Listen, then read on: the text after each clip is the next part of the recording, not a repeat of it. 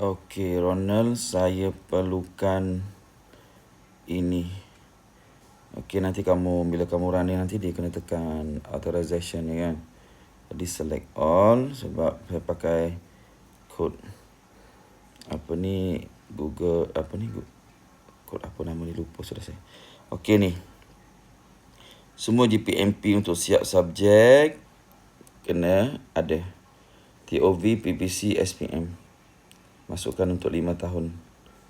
Okey. Nanti kita subjek ni nanti kita daftar. Kamu sediakan dulu data tu. Okey.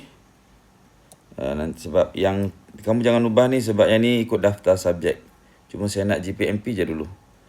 Okey, lepas tu GPS pun sama untuk 5 tahun. Okey, nanti yang lain ni jangan kacau dulu. Lepas tu daftar mata pelajaran ini. Kalau kamu nak isi yang ni, kamu tukar kat sini nanti. Tukar yang warna biru je. Okey, kamu daftar mata pelajaran. Okey, bila once kamu daftar mata pelajaran, okey, nanti masukkan markah tu lah. Dia kena tekan daftar ni. Bila tekan daftar baru subjek tu keluar nanti dekat tu. Okey, yang seterusnya saya perlukan data peperiksaan murid. Okey, apa maksud data peperiksaan murid? Kamu tahu kan IDMI yang FIK tu. Yang CSV punya format. Okey, yang tu saya perlukan. Daftar pelajaran sudah settle.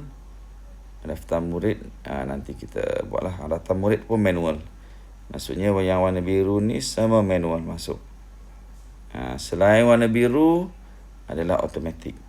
Jadi jangan kacau lah, dia ada rumus kat situ. Astaghfirullahalazim.